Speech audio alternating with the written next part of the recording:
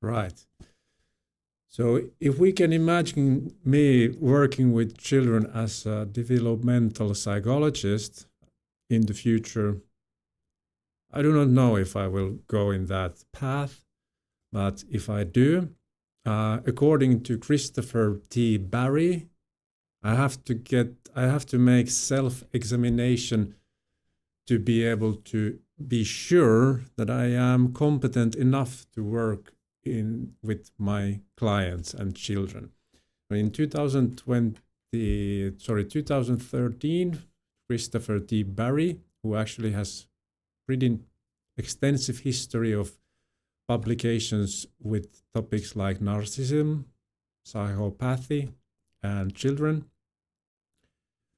So he wrote Psychology Assessment in Child Mental Health Settings. That's his publication from year 2013. Now, the steps for checking self-examination competence checking are as follows. First, the competent. So I would have to evaluate myself if I am competent enough. Have enough education? Do I understand the subject? Am I allowed to do this? Do I have necessary skills, knowledge? If I do, then I can go to a next step, which is the scope definition.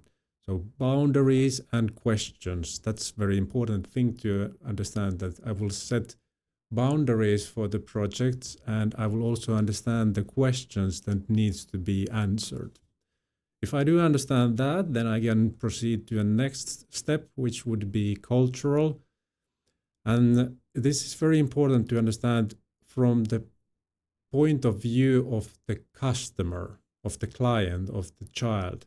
Do I, as future developmental psychologist, understand the culture from where the patient comes from?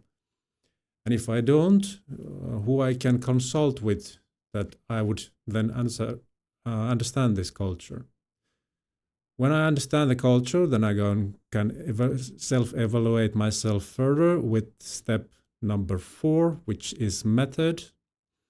And here I need to collect and use tools that are valid, reliable, and also culturally accepted.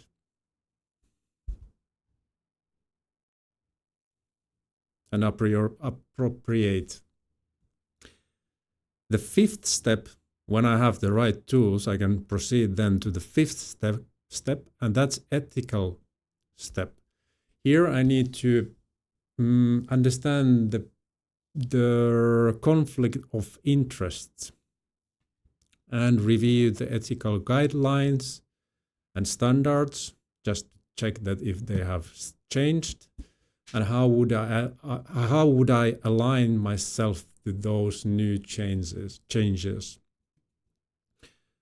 The final step, which is also really important, is the resources. I need to understand that do I have resources to heal and treat and put my time into this project?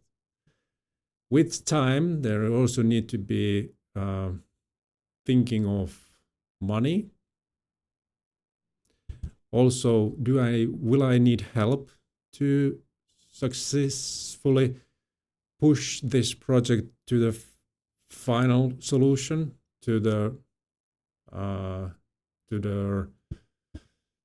be able to succeed in this project? And also, if I'm going to need a supervisor to operate successfully with my client, with my person that I am working with.